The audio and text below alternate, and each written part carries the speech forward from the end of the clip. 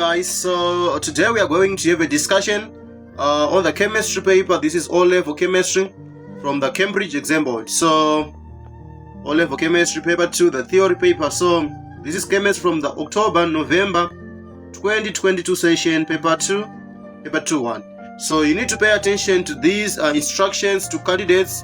You are required to answer 4 questions for section A and then 3 questions for section B. So if you are not doing Cambridge, you can ignore these instructions and pay attention only to data, because here we don't mainly focus on exam boards, but we try to understand, we try to broaden our foundation by answering as many questions as possible from different exam boards. So we are now diving to the first part of the question, and I do believe you guys have done this paper already before watching this video, so that you can use this session to assess yourself, right? So the first part of the question says we're given this periodic table. So the first part says the diagram shows a part of the periodic table, and then this is the periodic table with the groups here, group numbers, and then here the periods, right? These are the periods. So period 2, period 3, 4, 5, and 6, right? So answer the following questions using the symbols of the elements in the diagram. Each symbol may be used once, more than once, and not even at all, right? So give the symbol of the element that is used is a catalyst in the hydrogenation of alkenes. The element that is a catalyst in the hydrogenation of alkenes. So here we don't mainly stick to the given question, but we try to understand each and every jargon within that question. So the question says a catalyst. So a catalyst is defined as a chemical substance which increases the rate of a chemical reaction without itself being changed by the reaction. So a catalyst increases the rate of a reaction by providing an alternative route. It provides an alternative route with lower activation energy. So a catalyst doesn't lower activation energy. It doesn't lower activation energy. You need to take note on that one. It provides an alternative route with lower activation energy. So let's say we are going to have a reaction in the upper process, nitrogen plus hydrogen to give, so this one is a reversible reaction, meaning to say it proceeds in either direction. So to give ammonia here, then we're going to balance with a 2 here and then with a 3 here. So this reaction is being catalyzed by powdered iron. So we are going to have iron as a catalyst here. So the reactants will go to this side, and then they will react, and then they'll form products here, and then the products are being formed there by the equation, right? So a catalyst doesn't lower activation energy. You need to take note on that one. It provides an alternative route with lower activation energy. And then activation energy can be examined. Define the term activation energy. So activation energy is defined as the minimum amount of energy required to start a chemical reaction. Activation energy is the minimum amount of energy. It is the minimum, not just saying energy. It is the minimum amount of energy required to start a chemical reaction. So I think we are done for just highlighting important factors you need to know on catalysis. We've got 2 types of catalysis, heterogeneous and homogeneous catalysis, but we don't dwell much on that one. We are just highlighting important issues here. And then hydrogenation, the process of adding hydrogen, right? So we are going to add hydrogen to the carbon-to-carbon double bond in alkene. So the functional group in alkene is the carbon-to-carbon double bond, right? So this one is our alkene. So let's say we are going to have ethene here. So for the reaction, we're adding carbon, we're breaking this unsaturated hydrocarbon to a saturated hydrocarbon. So this hydrogen, this double bond will be down to a single bond, and then we add hydrogen to this side, hydrogen to this side. And then the conditions for this reaction, we're going to have nickel as a catalyst, and then a temperature of 150 degrees Celsius. So the catalyst, we're going to have nickel. Also take note that platinum and palladium can also be used as catalysts. And then we are now moving on to the part B. So the element that is extracted by electrolysis of its oxide dissolved in cryolite. So when you are using cryolite, molten cryolite is used in the extraction of aluminium from aluminium oxide, which is called the bioxide ion, right? Bioxide ore, right? The ore of aluminium. So we are going to extract aluminium. So our answer is aluminium. So electrolysis is defined as a chemical decomposition of ionic compound by passing electric current either in molten or in aqueous state. So you should take note of these factors of electrolysis: the electrolyte, the electrodes. So the discharging of ions in electrolysis is governed by preferential discharge of ions. We have concentration as a factor, and we also have the type of electrode to be used. So these are the three factors that governs the discharge of ions within electrolysis, right? So we're going to describe, we're going to illustrate much on electrolysis in our electrolysis session, right? So number C says the element that is a metal below copper in the reactive series. So this is silver, right? So here we are having silver, right? So we can simply say silver here. And then the element that is a gas used in welding. So for welding, we are going to use oxygen. So you need to take note of this from theory. We use oxygen in welding, right? So oxygen. And then the element that forms an ion with the charge of -1, the group 7. So we have chlorine. So here we have chlorine. And then we're moving on to number 2. So number 2 says carbon dioxide is a gas at room temperature. Carbon dioxide is a gas at room temperature. Draw a dot and cross diagram to show the arrangement of electrons in carbon dioxide. So carbon dioxide has got this displayed formula with a linear shape, right? So with a bond angle of 180 degrees. So we're going to draw carbon as the central atom, and then we're going to have oxygen on this side. We're going to have oxygen. So carbon is the central, and then oxygen on this side, oxygen on this side. So this is the carbon, oxygen, oxygen. So we are having double bond, meaning to say 4 electron pairs here and then 4 electron pairs here. So carbon, the electron from carbon, and then the electron from oxygen, the electron from carbon, the electron from oxygen. I'm going to do the same to this side, right? So the electronic configuration of carbon is 2, 2, 4, and that one for oxygen is 2, 2, 6, meaning to say oxygen needs extra 2 electrons from carbon to attain stability. So these are the 2 electrons from carbon. So oxygen has attained its stability, the stable noble gas electronic configuration. And then our carbon needs 4 electrons. So we've got 1 from this oxygen, and then 2, and then 4, 3, and then 4. So carbon is attains its stability. So we need to complete by filling the lone pairs of in the oxygen atom. Lone pairs are electrons that are not involved in chemical bonds, and then these electrons are called bonding pairs, right? So we have used 2 electrons here, so we are left with 4.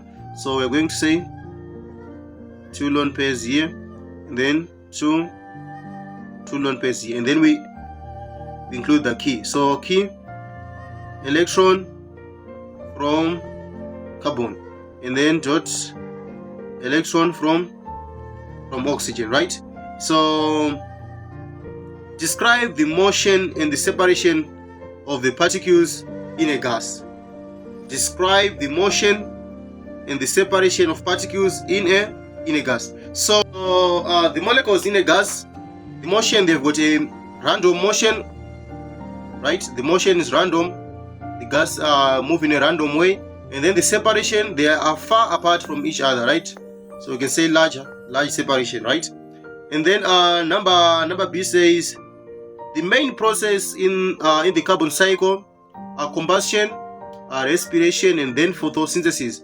And then name the product of photosynthesis. So this is much of biology, right? So the products of photosynthesis from your biology, you have glucose and oxygen, right?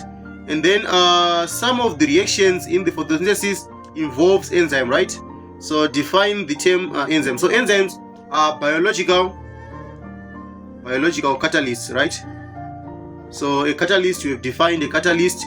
A catalyst is a chemical substance which increases the rate of a chemical reaction without itself being changed by the reaction, right? So you can say that enzymes are biological catalysts which increases the rate of a reaction without themselves being changed by the reaction. So this is the definition. Enzymes are biological biological catalyst which increases the rate of a reaction without itself being changed by the reaction. And then we move on to number C. Carbon dioxide is formed when hydrocarbons are completely combusted. Name the other product of complete combustion of hydrogen. Name the other product of complete combustion of hydrogen. We have water and carbon dioxide. So hydrocarbons they are bent according to this equation. So it's X plus Y over 4 oxygen moles to give X moles of carbon dioxide plus Y over 2 water. So you should know this equation to balance your equation, right? So let me write it more clear. H2O, right? So this is the equation for the combustion of hydrocarbons. And then paraffin, also known as kerosene, fraction from the fractional distillation of petroleum crude oil, contains hydrocarbon. State one use of paraffin fraction. So paraffin can be used as a fuel. So we can use it as a fuel for jet, right? We can use it also for lamps, heaters, and etc. Right? The next part says, so we are on number 3. So number 3 says, alkenes are a homologous series of hydrocarbons. So a homologous series, you need to define the term homologous series. It is a family of organic compounds with the same functional group, with the same general formula, and each successive member differs by a CH2 group. So these are the properties of a homologous series. Same reactions, same functional group, and each successive member differs by a CH2 group. And also a homologous series is a defined trend in physical properties. We can explain the trend in change of physical properties of a homologous series. And then a hydrocarbon, it is an organic compound which contains only hydrogen and carbon. So these are the only two elements in the hydrocarbons. And then alkene, it is in functional group. A homologous series is the functional group carbon to carbon double bond, unsaturated hydrocarbon. And we should also know the confirmatory test of alkenes. They decolorize bromine water. So bromine water is orange in color. It is decolorizes to colorless, right? So you should also know that. What else do we need to know? We are good on that one.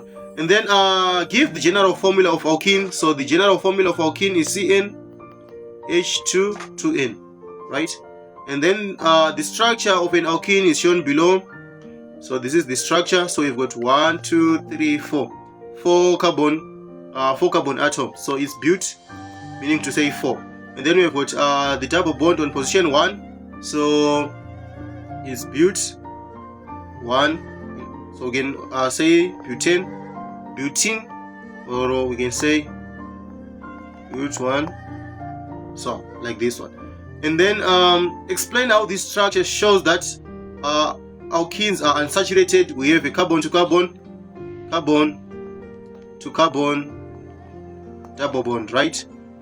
Carbon to carbon double bond shows that they are unsaturated, and then their hydrocarbons contains only carbon and hydrogen, right?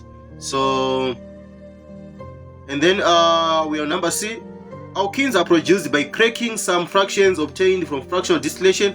State the meaning of cracking. So cracking is defined as the breaking down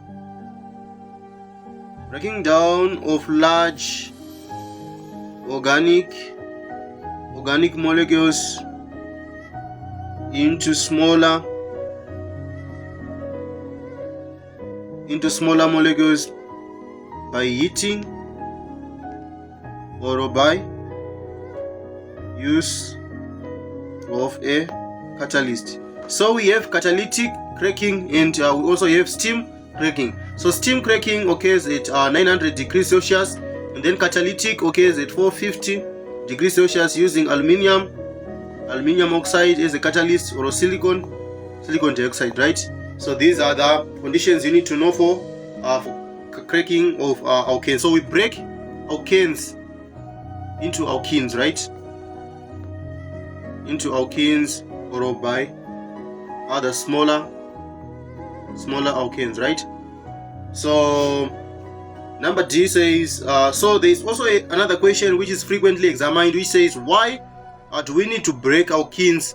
Because they are not useful. Large alkenes are not reactive, so we can't use them, right? So we want to make use of these hydrocarbons. So to make use of them, we need to decompose them into smaller alkanes or into alkenes, right?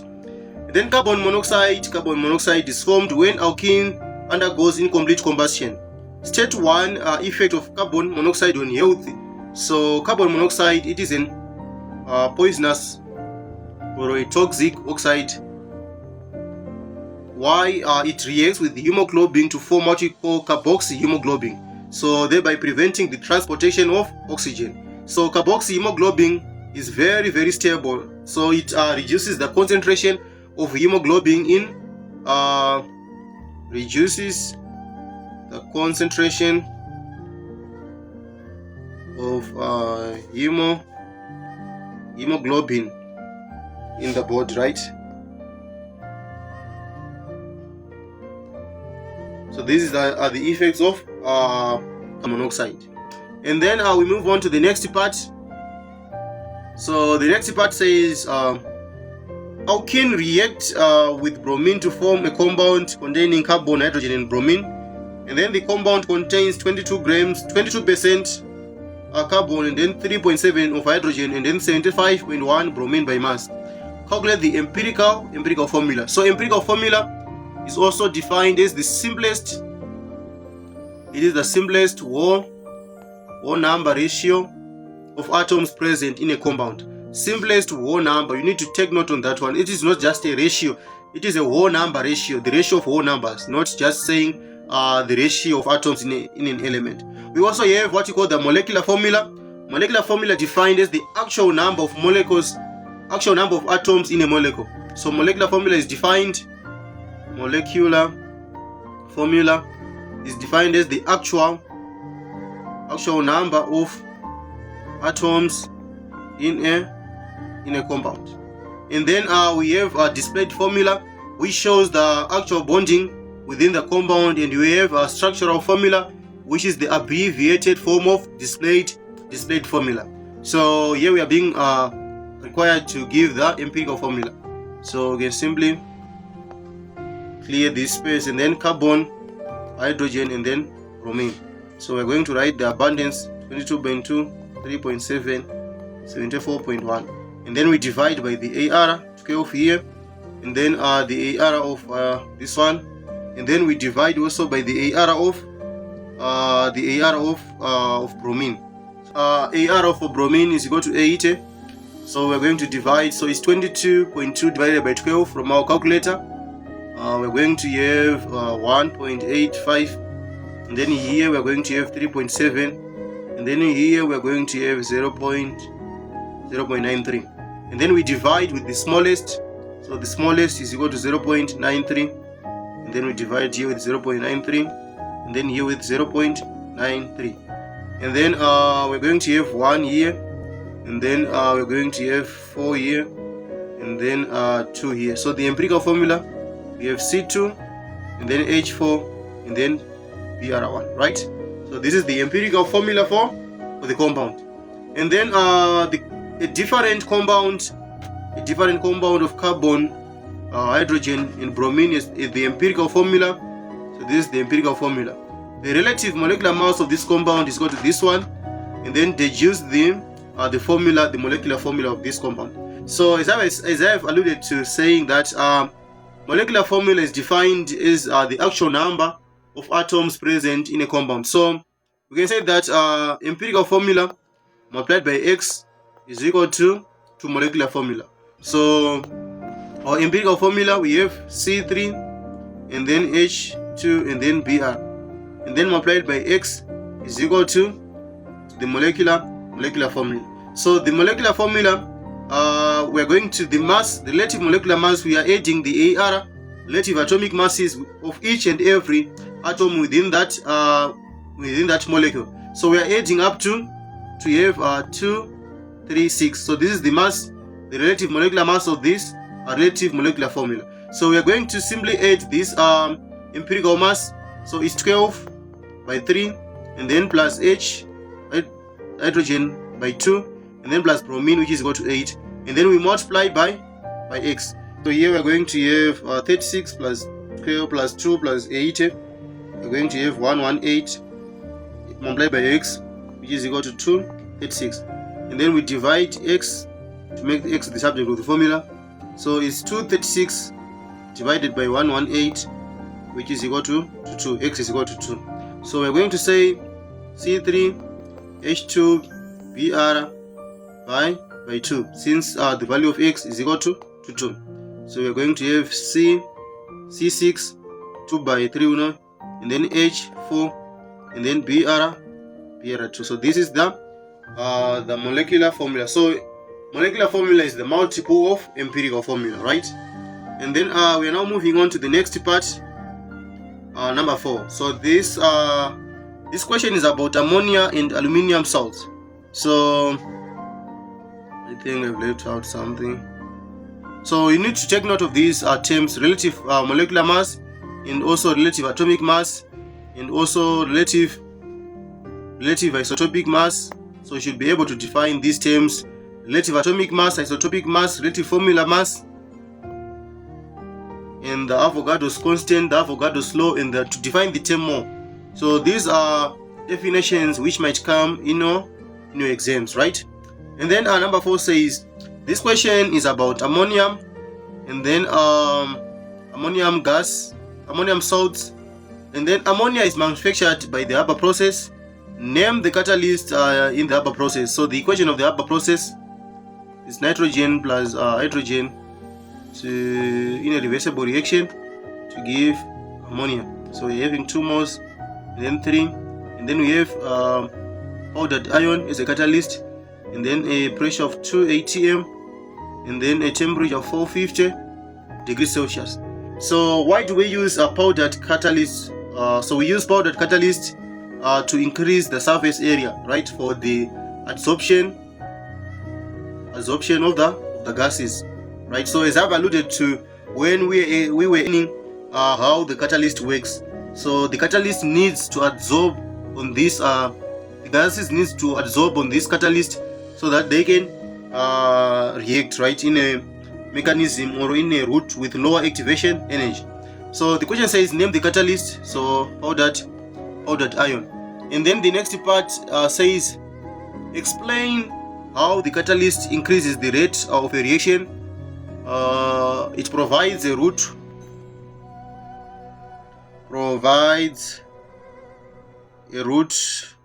or an alternative route with a lower activation. So you should know that a catalyst doesn't lower activation energy. It provides a route with lower activation energy. And then the next part says ammonium phosphate with this formula is used as a fertilizer. Calculate the percentage by mass of nitrogen in ammonium sulfate. So we are simply going to say we are going to find the mass of nitrogen in this compound, and then find the molecular mass of this compound. So for nitrogen is 14 by 3, since you have 3 nitrogen atoms here, and then we are simply saying 14 by 3 plus, for this one molecule, 1 by 12, and then plus the mass of phosphorus. The AR for phosphorus is 31 on the periodic table, and then for oxygen it is equal to 16. It's 16 by 4 atoms. So we are going to simply punch this on the calculator and have our answer correctly.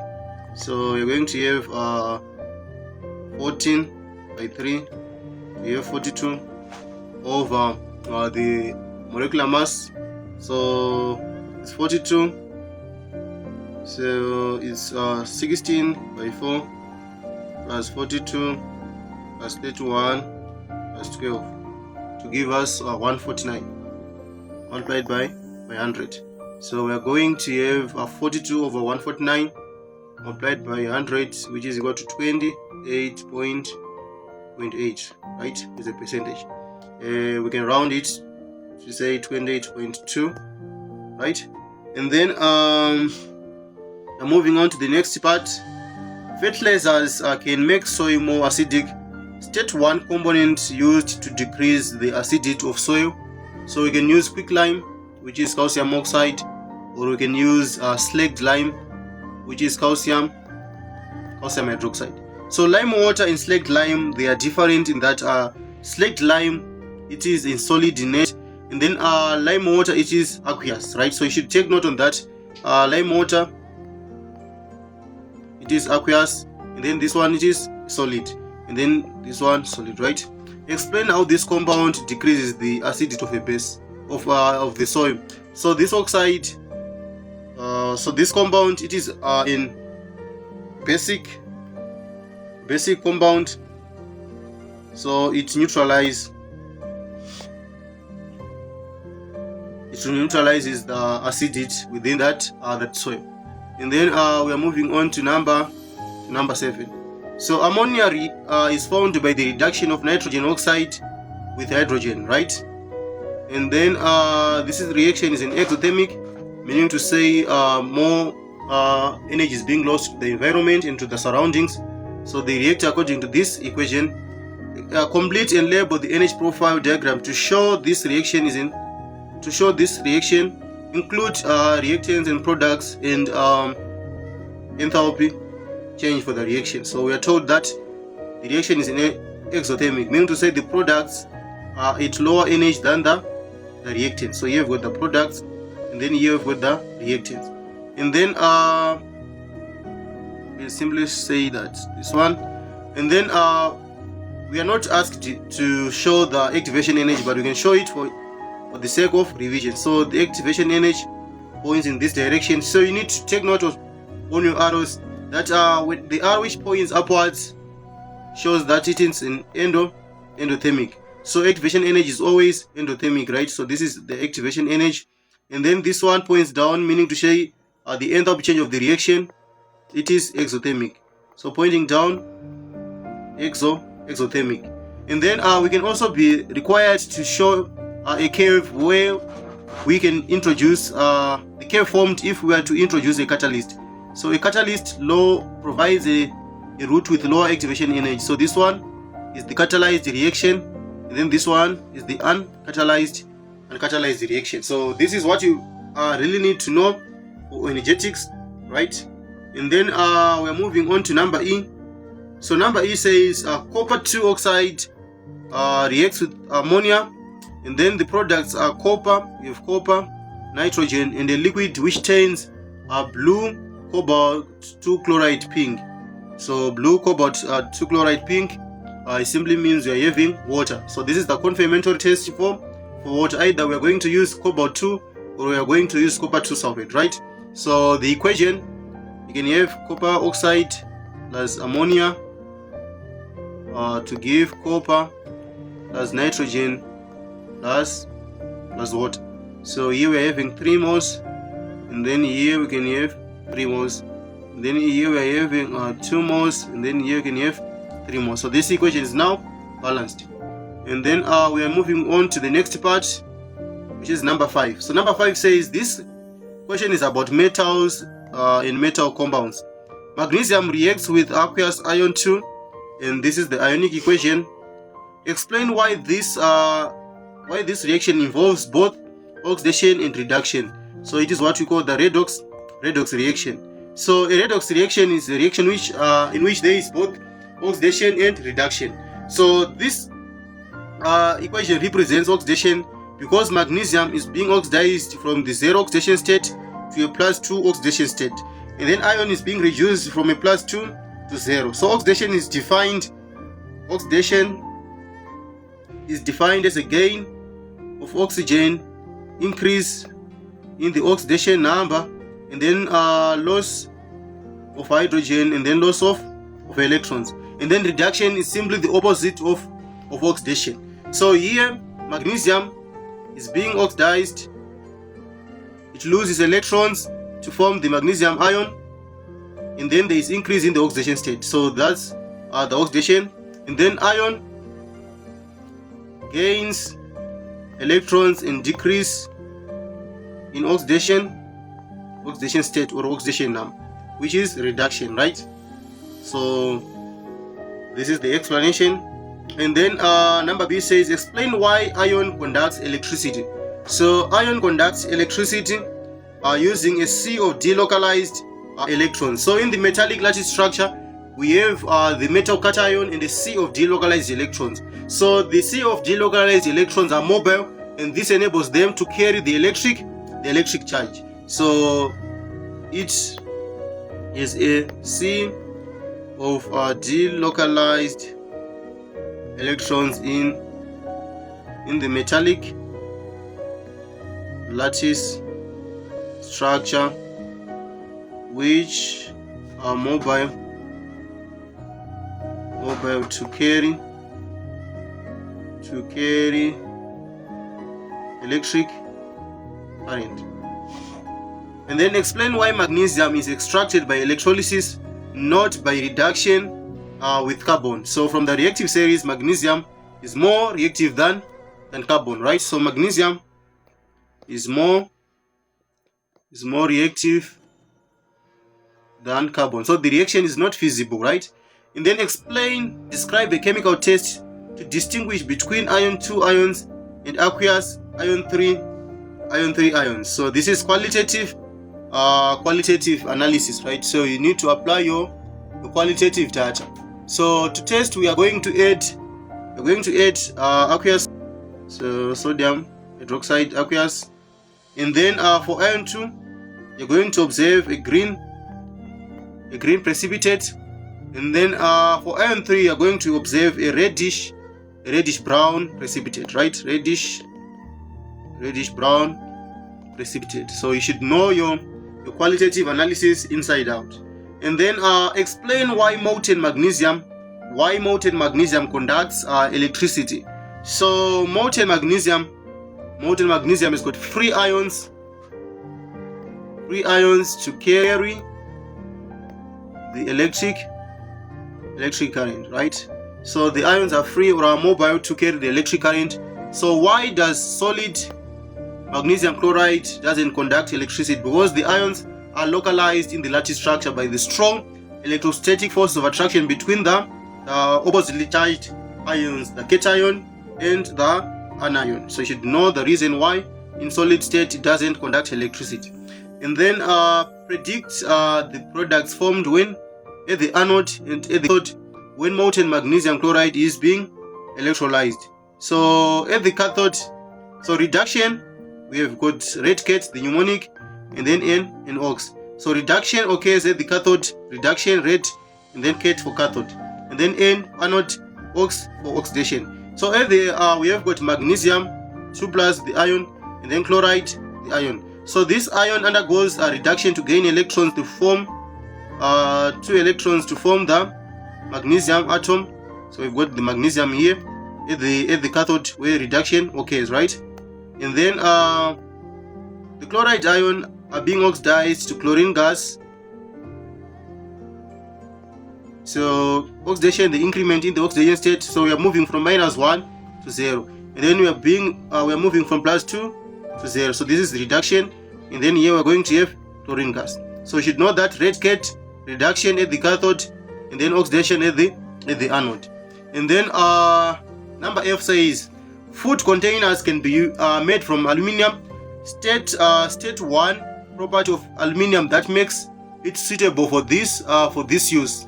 State 1 property of aluminium that makes it suitable for this use. So aluminium does not corrode, so does not allow air to pass through it, right? So aluminium is regarded as innate. Why is it innate? So aluminium forms a protective oxide layer that resists corrosion, right? It forms a protective oxide layer that resists corrosion. So the layer doesn't allow the passage of either water or oxygen. So the layer is aluminium oxide. So this is the layer. So you should take note of the formula of the layer. So it reacts to form a protective layer of aluminium oxide which prevents further reaction, right? And then we're moving on. So we are on section B. So we are now on section B of the paper, and we are required to answer only 3 questions, but for revision purposes we are going to answer the whole of section B. So number 6 reads, the question is about compounds of nitrogen, and then the equation represents the equilibrium between dinitro tetraoxide and nitrogen dioxide at high temperature in a closed container. So for the equilibrium, dynamic equilibrium, we have 2 major factors. The system must be in a closed container, and the rate of the forward reaction is equal to the rate of the backward reaction. Those are the major principles which governs dynamic equilibrium. And then dinitro tetraoxide, you need to also to know the bonding. So for nitrogen dioxide, we have got nitrogen double bond to this oxygen and this dative bond, and then this odd electron, so meaning to say this one is a radical. And then for dinitro tetraoxide, we have got nitrogen with this radical and another nitrogen with this radical to make it a single bond. And then we have oxygen here and the double bond here, and then oxygen here and the double bond here. So you should know that dative bond, this arrow represents the dative bond, is a way of preventing the expansion of octet for period 2 elements. So period 2 elements are the one which we have dative bonds. From phosphorus number 15 on the periodic table and etc. There's expansion of octet. Why? Because the ability of accessible d orbital. So you should take note on that one.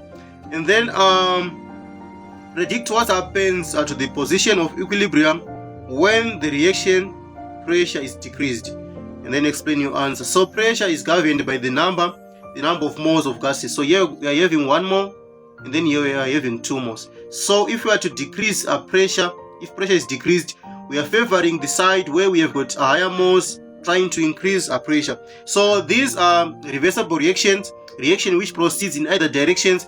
They are governed by what we call the Le-Chatelier principle, which states that if a system in equilibrium is disturbed, the equilibrium position will shift to oppose the change and try to restore a new equilibrium. So you should know the Le-Chatelier principle by heart, because it is the one which governs all the predictions and the explanations in equilibrium. And then predicts what will happen. So we're going to favor the forward reaction. So the equilibrium will shift to the right, shifts to the right. And then explanation, decrease in pressure favors the side with more moles of gases, right? And then the next part says the table shows the concentration of nitrogen dioxide in a closed container at 3 different temperatures. So at 100 degrees Celsius, 0.04 is the concentration, and then at 150 we have got 0.4, and then at 200 we have got 4 moles per cubic decimeters as the concentration. So the question says what this information shows about the enthalpy change for the forward reaction. So if we are to increase temperature, we are having more of nitrogen dioxide. So if temperature is increased, the forward reaction is increased. So meaning to say the forward reaction will absorb temperature, the added heat, right? So this forward reaction is an endothermic reaction. So if you are to increase temperature on this point, you are favoring this endothermic reaction, trying to absorb the added heat. So the forward reaction is an endothermic reaction. So endothermic reaction. And then the explanation, increase in temperature, increase the production of nitrogen dioxide, thus favoring the forward reaction, right? And then we move on to the next part, which is number B. So number B says nitrogen dioxide is made by heating by heating lead to nitrate. So the other products are lead oxide and a gas which relights a glowing splint. So this is oxygen. Constructs the equation. So M nitrate decomposes to M oxide plus nitrogen dioxide plus oxygen, and then I want someone in the comment section to give the decomposition of potassium nitrate and that one of lithium nitrate, because it doesn't follow this trend. So all the other metals generally follow this equation, right? So we are simply substituting M with lead, and then so let me write this equation. So it's lead, so let me write it over here. So it's Pb lead 2 decomposing on heating to form lead oxide plus nitrogen dioxide plus oxygen. And then to balance this equation, we're going to have a 2 here and a 2 here and a 4 here, right? So this equation is now balanced. And then nitrogen dioxide contributes to acid rain. State 1 effect of acid rain on organisms. So it destroys aquatic life. So we're going to damage trees, leaves, and aquatic life. So damage plants, and then kills aquatic life, and then across buildings. And then nitric acid with this formula is a strong acid. State the meaning of the term strong acid. So a strong acid is one which completely dissociates in water, and then a weak acid is one which partially dissociates in water. So examples of weak acids, we have the organic acids. So we can say that a strong acid, it is one which completely dissociates in water. And then suggest a pH value for a concentrated solution of a strong acid. Suggest a pH value for a concentrated solution of a strong acid. So you've got a pH 1, right? So pH 1. So the range for strong acids increase from 0 to 2, right? So this is the range for strong acids. And then the ionic equation, complete the ionic equation for the reaction of an acid with an alkali. So it's proton as the hydroxide ion to give water. So this is the equation for the standard enthalpy change of neutralization in aqueous, and then in liquid. And then we're going to form one more water molecule for standard enthalpy change of neutralization. And then we're now moving on to number 7. So number 7 says this question is about alcohols, polymers. So the structure of an organic compound is shown. So this is the structure. And then deduce the molecular formula of this compound. Deduce the molecular formula. So we are having a number of carbons 1, 2, 3, 4. So it's C4. And then the number of hydrogen, we've got 1, 2, 3, 4, 5, 6, 7, 8. We've got C8 here. And then the number of oxygen, we've got 1, 2, 3.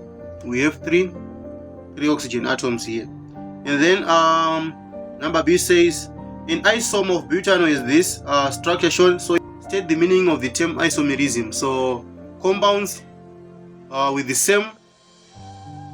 same molecular formula, but different structures or structural formulas, right? Molecules with the same molecular formula but different arrangement of atoms or arrangement of particles.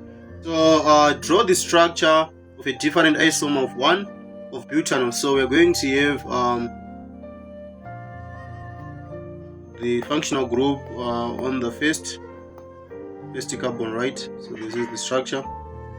And then we're having hydrogen atoms here, hydrogen here, and then hydrogen here. So this is the structure. And then we are having 4 carbon atoms, right? And to say it is a butano. And then butano reacts with ethanoic acid to form an ester. Name the ester.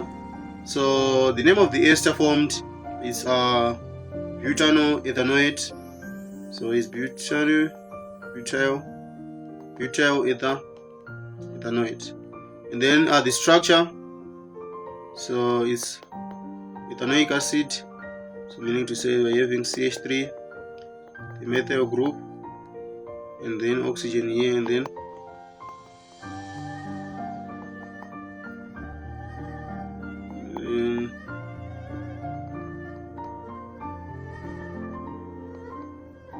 And then we move on to the next part, which says the partial structure of a polyester is shown.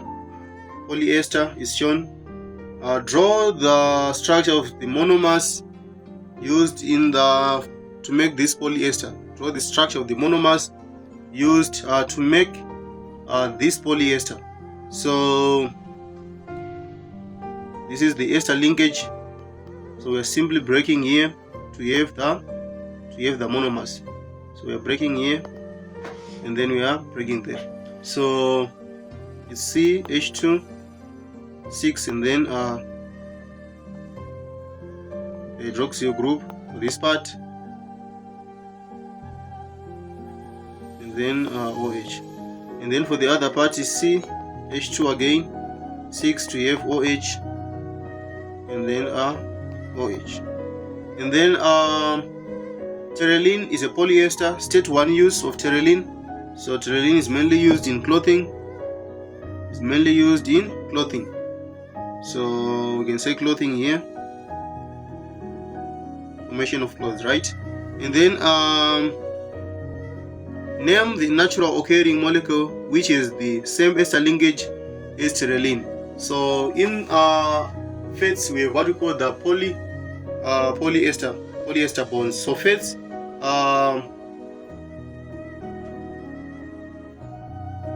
has got this hydroxyl group, and then fatty acids. So hydroxyl group is found in glycerol, is the alcohol, and then fatty acid is the acid. So the reaction between an alcohol and then carboxylic acid, organic acid, forms the polyester or the ester linkage. So we are going to have fat. And then starch is a polymer which can be hydrolyzed. State the meaning of the term hydrolysis. So hydrolysis, it is the breaking down of a compound using water. So breaking down of a compound using water. And then we move on to number 8. It says this question is about metals and metal compounds. So brass is an alloy of copper and zinc, and then brass is less malleable than either copper and zinc. And then explain the difference to the structure of metals and why brass is less malleable than either zinc or copper. Your answer should include diagrams. So we're going to include diagrams in our answer. So we are going to draw copper is the smaller one, and then zinc is the larger one. So we've got zinc and then copper here, and then electrons in between. Electrons, since it is a metallic structure, and then we also have copper, and so going on, right? So it's zinc 2 plus, copper 2 plus, and then copper 2 plus, and then electrons, and then electrons. So it's a metallic lattice structure. So different sized particles disrupt the layer, thereby preventing the particles to slide past over each other. That's why malleability decreases, right? So different sized atoms disrupt layers, preventing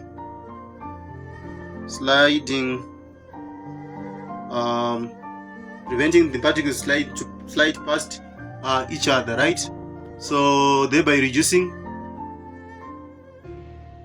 which reduces malleability, right? The ability to be malleable, right? And then we are moving on to number B. So number B says the table shows the reactivity of 4 metals with cold water and with steam. And then we have got chromium, mercury, potassium, and uranium. And then with cold water, these two doesn't react, and then very fast, and then very slow. And then with steam, slow, and then mercury doesn't react, and then explosive, and then slow. So put the first 4 metals in the order of reactive series. So potassium is the one which is very, very reactive, right? Because it reacts very fast with either of these two. So we've got potassium and then followed by, so we're going to have so this one doesn't react with cold water, this two doesn't react with cold water, so we're going to have uranium, and then we're going to compare chromium and mercury. So mercury doesn't react with either cold water or with steam, so we're going to have chromium, and then lastly, the least reactive, we're going to have mercury. And then describe fully the full symbol of an ion of mercury is shown. This is the ion of mercury in the nuclear notation. Deduce the number of electrons and neutrons in this ion. So this one, mass number is equal to protons plus neutrons, and then electrons are equal to the number of protons in a neutral atom. So this one is a charged ion, a cation, meaning to say we've got lost 2 electrons. So this sign indicates that we've lost negative centers. So we've got lost 2 electrons, and this number indicates the number of negative centers that has been lost. So from 8 at the proton number, we've lost 2, meaning to say we're going to be left with 78. And then we're going to simply calculate using the calculator. 199, the mass is equal to the number of protons 80 plus n. So 199 minus 80 is equal to n. So we go straight to our calculator, and we are going to have 119 is the number of neutrons. And then we go back to number D. So number D says the formula of chromium 3 sulfate crystals is this one. So this is the hydrated form, the one with water of crystallization bonded to one more of the salt. State the name given to the water present. So it is the water of crystallization. Water of crystallization. And then aqueous bromine water is aqueous bromine water with aqueous potassium reacts with aqueous potassium iodide. The products of this reaction are aqueous iodine and then aqueous potassium bromide. Construct an ionic equation with state symbols. So first we are only going to start by writing the chemical equation, and then we are going to provide the ionic. So bromine reacts with potassium iodide to give iodine, and then potassium bromide. So bromine exists as a diatomic. You need to take note on that one. So bromine, it is more reactive than iodine. So bromine plus so potassium ion, it is a spectator ion. It is there present in the reaction, but it doesn't take place in the reaction. So we are having bromine in aqueous, since we are required to indicate the state symbols. And then potassium iodide. So we've got potassium ions in the aqueous, and then iodine ions in the aqueous, and then to give us iodine in aqueous plus potassium ions in aqueous plus bromide ions in aqueous. So we are going to collect to cancel out similar terms on different sides of the equation. So this term we cancel out with this one, and we are going to be left with bromine 2 in aqueous plus iodine in aqueous to give iodine molecule in aqueous plus bromide ion in aqueous. And we are going to simply balance by adding 2 here and then here, 2 here. And this equation is now balanced both ionically and stoichiometrically. So we have done. And then explain in terms of reactivities of halogens why aqueous iodine does not react with aqueous potassium bromide. Why aqueous iodine does not react with aqueous potassium bromide. So iodine, so the reactivity of the halogens decreases as we go down the group, meaning to say bromine is more reactive than hydrogen. So iodine cannot displace bromine from its compound. So iodine is less reactive than bromine. So it cannot oxidize, or it cannot displaces bromine from its compound. So cannot oxidize bromine, right? And then we move on to the next part. So on number 9 says zinc powder reacts with the dilute hydrochloric acid. So they react according to this equation, right? And then when 20 cubic centimeters of dilute hydrochloric acid is added to excess zinc, the volume of hydrogen gas produced at RTP is equal to 60 cubic centimeters.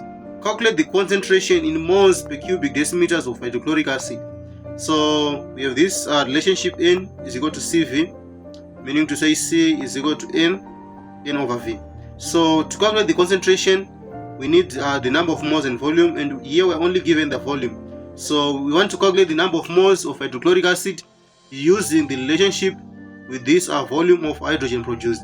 So for every 2 moles of hydrochloric acid, we are going to have 1 mole of hydrogen gas.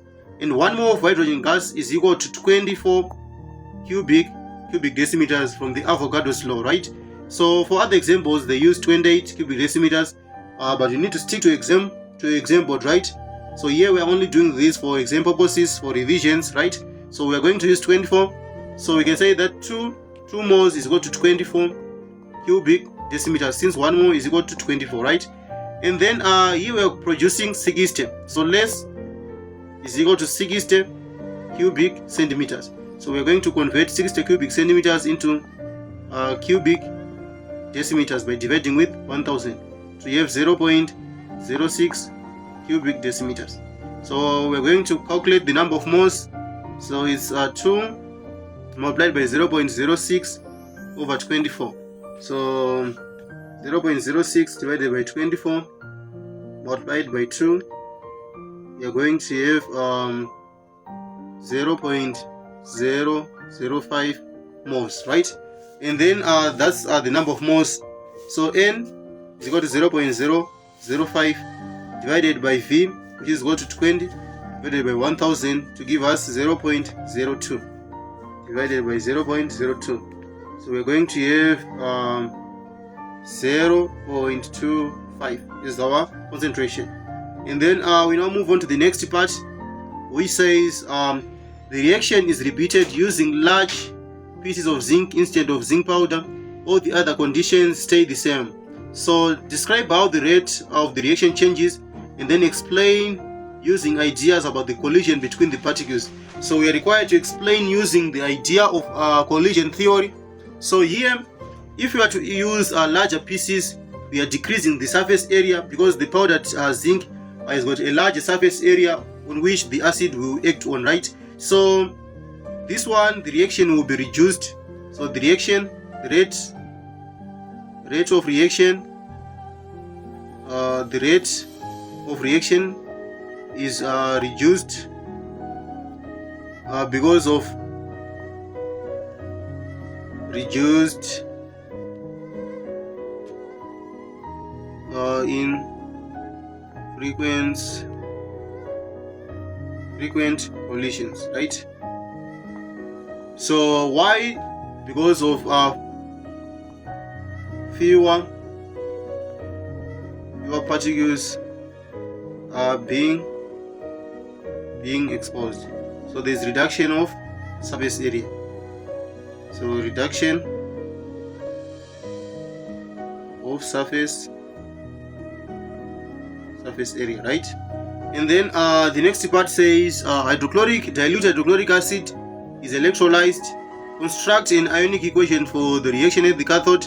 So we have cations and then anions. For cations, we've got the proton, and then this one we've got the chloride. So reduction occurs at the cathode, where the hydrogen ion will gain electron to form hydrogen gas. So we're going to balance this equation, right? And then in aqueous, and then in gaseous phase. And then the next part says zinc is used to prevent iron from rust. State the essential conditions needed for rusting. So for rusting, we need only water and oxygen, right? Water and oxygen. So the next part says explain how zinc prevents iron from rusting by the method of sacrificial protection. So from the reactive series, zinc is more reactive than this iron, right? So zinc, it will react with in the presence of either oxygen or water. Zinc, it will react, it will be oxidized, and then iron will not take part in the reaction, right? So zinc is more reactive than iron. So it will to react with oxygen and water, thereby being oxidized, and ion will not react. Thereby ion is being saved, right? So give one example of use of sacrificial protection, right? So we can use sacrificial protection to stop ship from corroding. We can also use it to stop the pipes from corroding, right? So we can use iron pipes and stop iron pipes from corroding, and also ships made of iron from corroding. And then I am moving to the next part, and we are done.